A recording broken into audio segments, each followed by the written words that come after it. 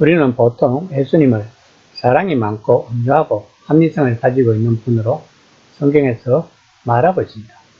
그런데 오늘 본문에서는 예수님이 유대인들을 보고 마귀의 자식이고 상습적인 거짓말쟁이요 살인자로 비난하시고 있습니다. 왜 예수님은 이들에게 이런 말씀을 했을까요? 그들이 예수님을 죽이려고 하기 때문이었습니다. 8장 37에서 38절입니다.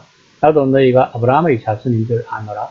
그러나 내 말이 너희 안에 있을 것이 없으므로 나를 죽이려고 하는도다. 나는 내 아버지에게서 본 것을 말하고 너희는 너희 아버지에게서 들은 것을 행하느니라. 군중의 지도자와 여론 주도층들은 그가 이스라엘을 호도하기에 마땅히 죽어야 한다는 결정을 이미 내렸습니다. 그래서 예수님을 체포하려고 한 무리를 보냈지만 실패하고 말았습니다.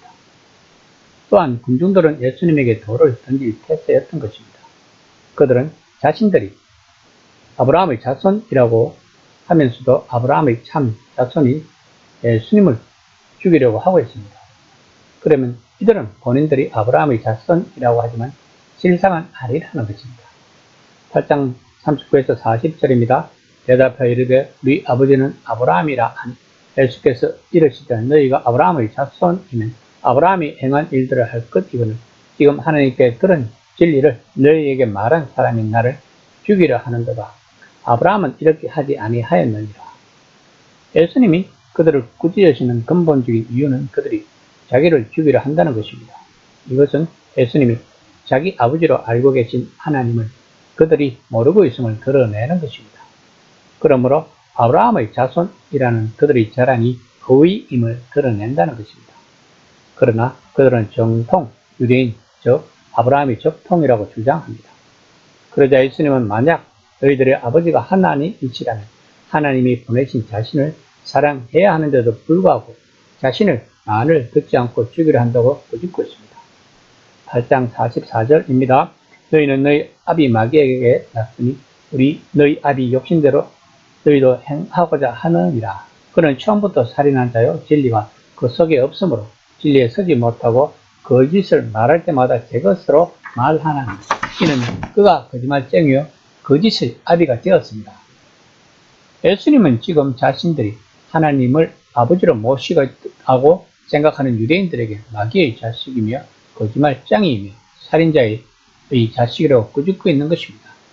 살인에 혈안이 되어 있는 사람은 자신이 참 하나님의 자손임을 부인할 뿐만 아니라 자신이 어둠의 세력에 속해 있음을 말없이 주장하고 있는 것입니다. 이것은 오늘날에도 똑같습니다.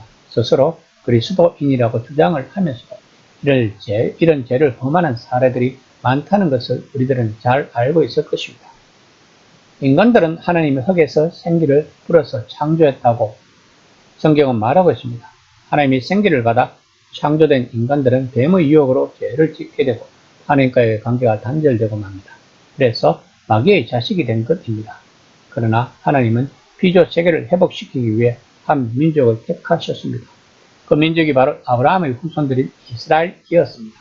그러나 이스라엘은 하나님이 세상에 빛을 비추라고 보내었지만 그들은 그 사명을 완수하지 못하고 그들의 특권만을 생각하다가 어둠의 자식이 되고 말았던 것입니다.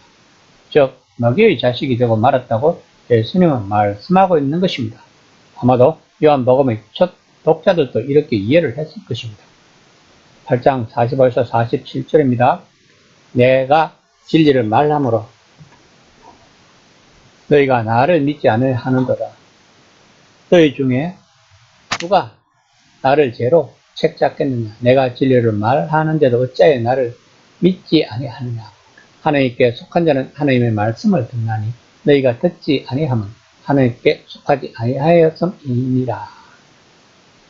그러면 어떻게 해야 하나님께 속한 백성이 될 수 있을까요? 우리 인간들은 처음 하나님의 지음을 받았을 때는 모두 하나님의 백성이었습니다. 그러나 성경은 우리 인간들이 죄를 지음으로써 모두 마귀의 자식이 되었다고 말하고 있습니다. 그렇다면 어떻게 하면 또다시 하나님의 백성이 될 수 있을까요? 바로 진리, 즉 예수님을 믿는 것입니다. 그렇다면 예수님을 믿는다는 것은 무엇일까요? 유대인들도 참 하나님의 자식이라고 생각하고 있었습니다. 그러나 예수님은 아니라고 하셨습니다. 그럼 우리들은 어떻게 해야 할까요? 우리들은 또다시 하나님의 생기를 받아야 하는 것입니다. 이 생기를 주시려고 예수님이 오신 것입니다. 이 말씀을 하시고 그들을 향하사 숨을 내쉬며 이르시되 성령을 받으라고 20장 22절에서 말하고 있습니다. 요한복음의 첫 독자들은 성령 세례를 받은 성도들일 것입니다. 성령의 도움 없이는 예수님을 믿을 수 없기 때문입니다. 그렇다면 오늘날 교회에 다니는 기독교인들 또한 성령을 받은 자들입니다. 그런데도 불구하고 세상은 교회와 성령을 받은 자들을 비난하고 욕하고 있습니다.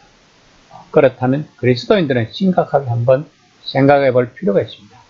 우리들이 혹시나 예수님 당시의 유대인들처럼 생각하고 있지는 않는지, 즉 우리들은 성령을 받았다고 생각하고 있지만 실제로는 받지 않았는지, 그것을 어떻게 알 수 있을까요? 내 삶에서 성령의 열매, 즉 갈라디아서 5장 20에서 23절에서 말하는 그 성령의 열매가 나타나는지를 보면 알 수 있을 것입니다. 이 시간 나는 과연 성령 세례를 받았는지 한번 심각하게 생각해보는 시간이 되었으면 합니다. 만약에 받지 않았다고 생각이 든다고 실망할 필요가 없습니다. 그것을 사모하고 갈망하면 예수님이 언젠가는 주시기 때문입니다. 다만 그 과정이 험난할지라도 우리들은 인내하며 성령 세례를 갈구해야 할 것입니다.